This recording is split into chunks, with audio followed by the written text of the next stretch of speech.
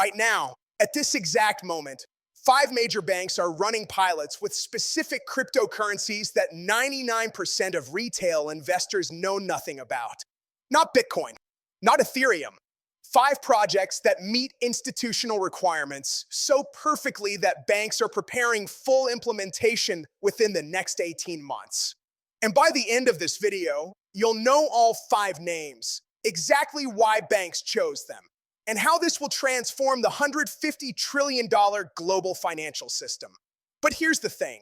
If you click away before the final revelation, you'll miss the one cryptocurrency that 3 central banks are simultaneously testing for CBDC infrastructure. Stay until the end. What we're about to reveal has never been explained like this before. Welcome back to Crypto Journal. Before we reveal the 5 cryptocurrencies, you need to understand what changed in November 2025 that forced banks to accelerate blockchain adoption. SWIFT completed its migration to ISO 20022. This isn't just a technical upgrade.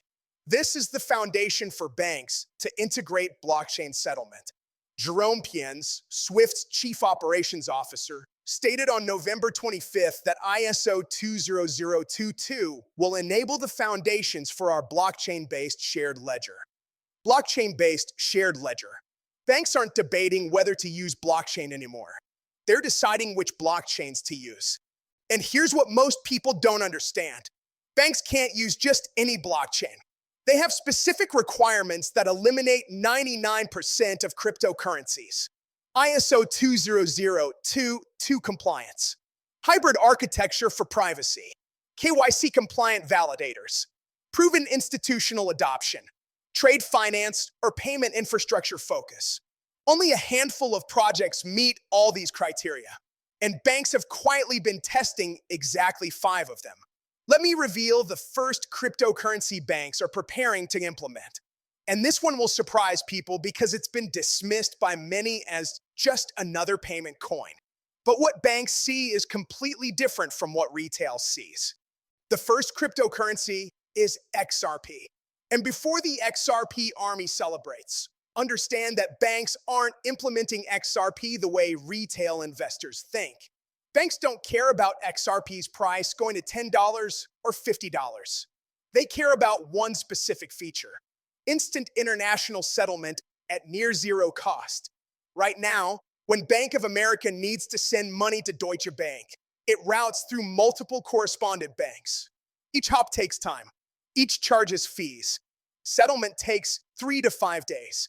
With XRP, settlement happens in 3 to 5 seconds. Ripple's on-demand liquidity service has processed over $1 trillion in transactions since launch. That's not speculation. That's real institutional volume. Santander uses it. SBI Holdings in Japan processes payments with it. American Express uses RippleNet. These aren't pilots anymore. These are production deployments. But here's what banks are actually preparing. They're not holding XRP as an investment. They're using XRP momentarily as a bridge currency. Bank of America converts dollars to XRP, sends it to Deutsche Bank. Deutsche Bank converts to euros. The XRP is held for seconds, not days. This provides utility without price exposure volatility. And this is exactly what banks want. They're implementing XRP for the technology, not the token appreciation. Now, this creates an interesting dynamic for XRP holders. Massive transaction volume doesn't necessarily create buying pressure because each transaction holds XRP momentarily. But it does create fee revenue for validators and liquidity providers. And as volume scales to tens of trillions annually, even momentary usage creates significant demand. Banks are preparing to implement XRP specifically for correspondent banking replacement. That's the use case, not store of value, not investment, infrastructure. But XRP has a problem that the next cryptocurrency solves. And this second cryptocurrency is one that almost nobody talks about despite having the most comprehensive banking integration of any blockchain. The second cryptocurrency banks are implementing is XDC Network. And this is where things get really interesting. While XRP focuses on cross-border payments, XDC focuses on the $9.7 trillion trade finance market. Banks process trade finance through letters of credit, bills of lading, and manual document verification. It's painfully slow and expensive. XDC digitizes all of this. Here's why banks are choosing XDC specifically. First, hybrid architecture. Banks cannot put all transaction data on public blockchains where competitors see everything. XDC combines public transparency with private permission channels. Confidential trade terms stay private. Settlement proofs go on public chain. This is exactly what banks need. Second, KYC-compliant validators. Deutsche Telekom, a Fortune 500 company, runs an XDC masternode. Every validator is an identified entity. Banks can't use blockchains secured by anonymous validators in unknown countries. Third, and this is huge, the R3 Corda integration. Corda is used by over 200 of the world's largest financial institutions. XDC built a bridge to Corda. This means banks already using Corda for private blockchain applications can settle on XDC's public network. Instant distribution to 200 institutions without convincing each one individually. Fourth, proven trade finance deployments. Vert Capital is tokenizing $1 billion in corporate debt on XDC. Polytrade has a real-world asset marketplace for trade finance on XDC. These are production systems processing real money. Banks are preparing to implement XDC for a specific reason. Trade finance currently requires massive working capital. When you import goods, you pay the exporter before your customer pays you. You need credit to bridge the gap. With XDC's instant settlement, payments flow immediately. The working capital gap disappears. The need for trade finance loans decreases. Banks still profit by facilitating transactions, but with dramatically lower capital requirements and risk. JP Morgan is particularly interested in this. They're one of the largest trade finance providers globally. Digitizing trade finance on blockchain infrastructure like XDC reduces their capital requirements while maintaining fee revenue. It's better margins with lower risk. This is why banks are implementing XDC. Not because they believe in cryptocurrency, because it makes their existing business more profitable. Now, XRP handles payments. XDC handles trade finance. But there's a third use case that banks need. And the cryptocurrency solving this is one that many people have written off despite having more real-world adoption than almost any other project. The third cryptocurrency banks are implementing is Stellar Lumens. And Stellar's role is completely different from XRP or XDC. Stellar focuses on financial inclusion and connecting the unbanked. Banks in developed nations might not care about this, but banks expanding into emerging markets absolutely do. There are 1.4 billion unbanked adults globally. That's a massive addressable market banks want to serve profitably. Stellar makes this possible. Transaction costs are fractions of a penny. Settlement is 5 seconds. The network is designed specifically for cross-border payments in emerging markets. IBM built WorldWire on Stellar for bank-to-bank transfers. The Stellar Development Foundation works directly with central banks exploring digital currencies. But here's the key differentiator. Stellar's focus on financial inclusion means they've built relationships and infrastructure in markets that other blockchains ignore. Banks are implementing Stellar for a specific strategic reason. Emerging markets are where growth happens. Developed markets are saturated. If you're a bank looking for growth, you need presence in Africa, Southeast Asia, Latin America. But traditional correspondent banking infrastructure is expensive to build in these regions. Stellar provides instant payment infrastructure without the capital investment of building banking relationships in every country. A bank in the US can use Stellar to send payments to Nigeria instantly. The recipient in Nigeria can receive it in local currency. No correspondent banks needed. No Nostro accounts required. Stellar handles the currency conversion and settlement. The bank captures fees without capital-intensive infrastructure investment. This is why banks are implementing Stellar. It's their growth strategy for underserved markets. So we have XRP for correspondent banking replacement, XDC for trade finance digitization, and Stellar for emerging market expansion. Three completely different use cases, three different implementations. But there's a fourth cryptocurrency that banks are implementing for something entirely different. And this one involves something that's about to become a multi-trillion-dollar market. The fourth cryptocurrency banks are implementing is Algorand. And Algorand's role is asset tokenization, not cryptocurrencies, real-world assets, stocks, bonds, real estate, commodities. Citibank projects $140 trillion in tokenized deposits alone by 2030. BlackRock is tokenizing money market funds. Banks are tokenizing everything that can be digitized, and they need blockchain infrastructure to handle this. Algorand was built specifically for financial applications. Sub-second finality, thousands of transactions per second, carbon negative through proof of stake. But here's what matters to banks. Algorand has a finality guarantee. Once a transaction is confirmed, it's irreversible. No reorganizations, no uncertainty. For banks tokenizing billions in assets, this certainty is critical. They cannot risk blockchain reorganizations that could invalidate transactions. Additionally, Algorand's foundation works directly with governments and institutions. The Marshall Islands chose Algorand for their digital currency. El Salvador explored using Algorand infrastructure. Italian banks are using Algorand for bond tokenization. This isn't crypto-native adoption. This is traditional financial institutions using Algorand for their business operations. Banks are implementing Algorand because asset tokenization is the next major opportunity. When stocks, bonds, and real estate trade on blockchain, settlement happens instantly instead of T+2. Fractional ownership becomes possible. Secondary markets become liquid. The total addressable market is hundreds of trillions. Algorand positioned itself as the infrastructure for this transformation. Banks are implementing it specifically for tokenized securities and real-world assets. Now, for cryptocurrencies revealed.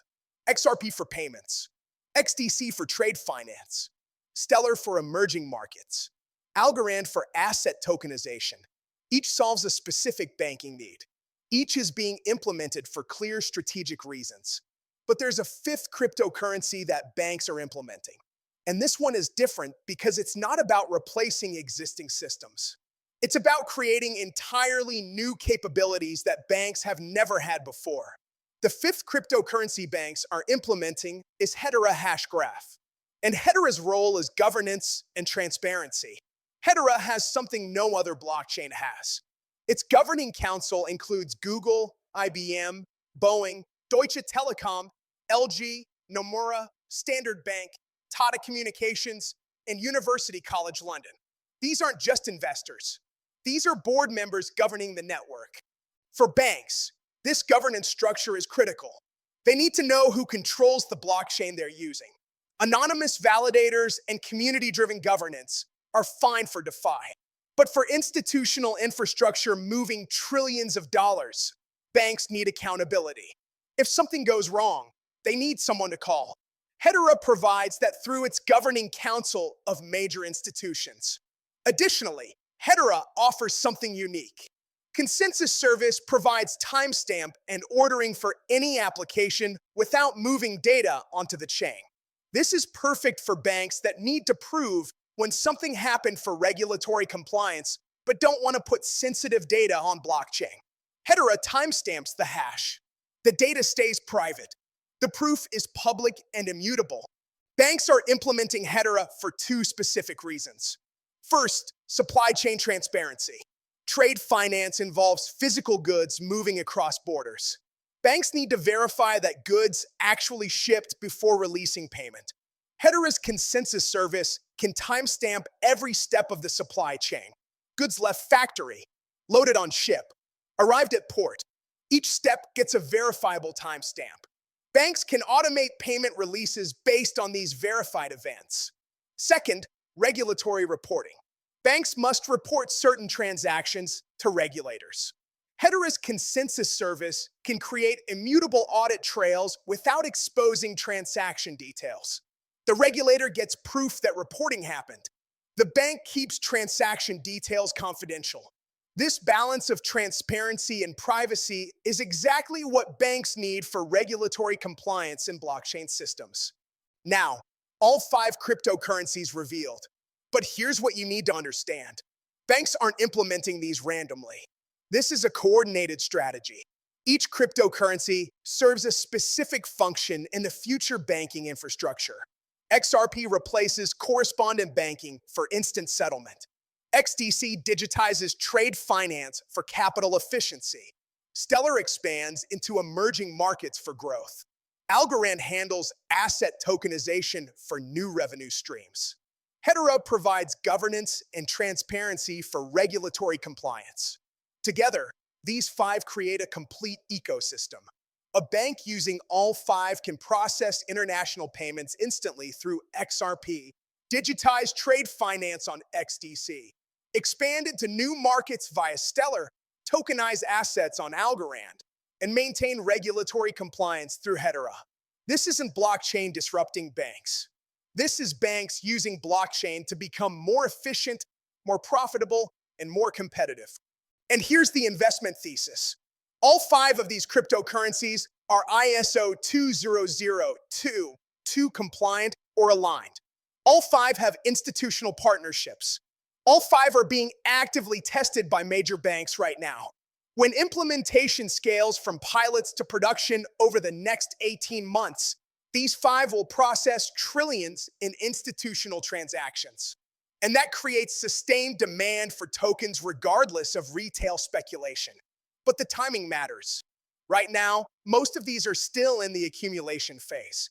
XDC has a market cap of $1.4 billion despite Deutsche Telekom validation and billion-dollar trade finance deployments. Stellar is around $8 billion despite IBM partnerships. Algorand is around $2 billion despite central bank projects. These valuations don't reflect the institutional implementation happening behind the scenes. When banks move from pilots to production, when they start processing millions of transactions daily, when tokenized assets reach trillions, the demand for these tokens will overwhelm current market caps. This is the opportunity. Position before institutional demand becomes obvious. Because once JP Morgan announces they're using XDC for trade finance settlement, once Bank of America scales XRP usage, once Deutsche Bank tokenizes billions on Algorand, the easy gains are gone.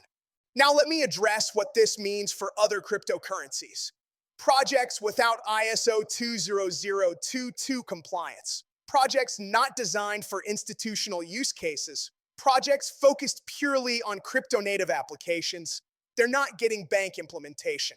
Ethereum will remain dominant for DeFi and smart contracts. Solana will excel at consumer applications. But for banking infrastructure, for replacing correspondent banking, for digitizing trade finance, for regulatory compliant asset tokenization, banks are choosing these 5 specifically. This creates a divergence in the market. Crypto-native projects will grow with crypto adoption, but institutional projects will grow with banking digitization. The latter is orders of magnitude larger. Total value locked in DeFi is $60 billion. Global banking processes trillions daily. When institutional implementation accelerates, value will flow disproportionately to these 5 cryptocurrencies because they're the infrastructure banks are actually using. Let me share specific signals to watch for that indicate implementation is scaling. For XRP, watch on-demand liquidity volume. Ripple reports this quarterly. If it grows from billions to tens of billions, implementation is accelerating.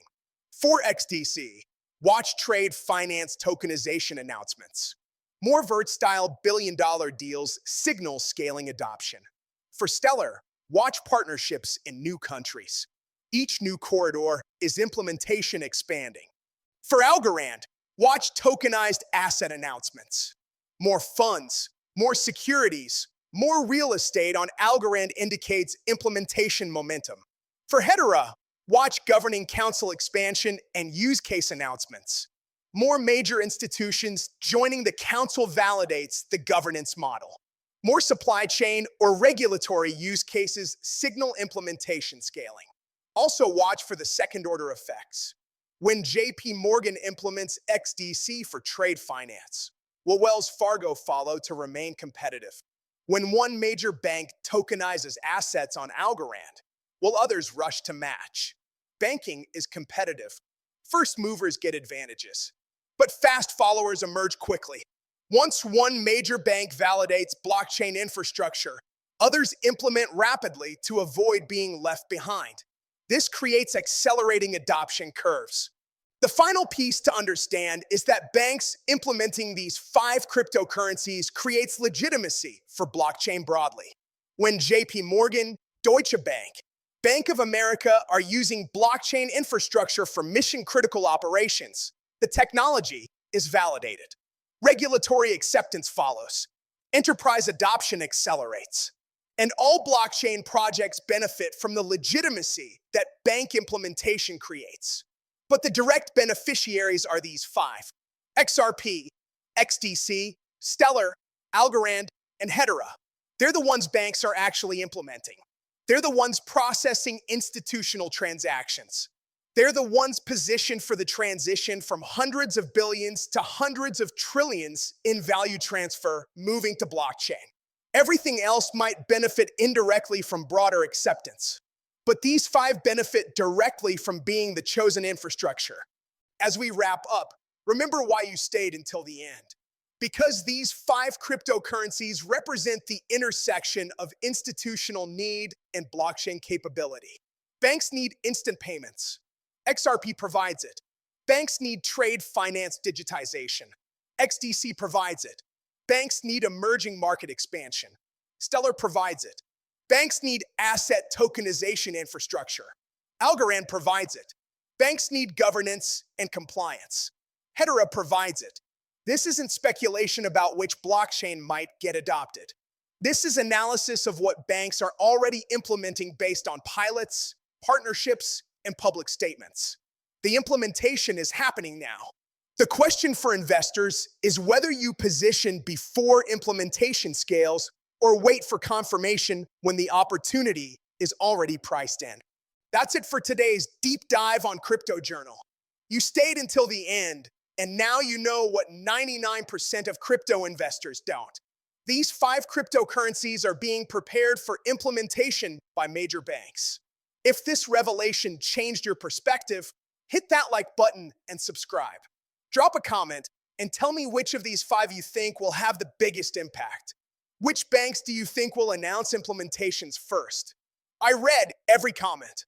Thanks for watching, and remember, institutional adoption doesn't happen with announcements and hype.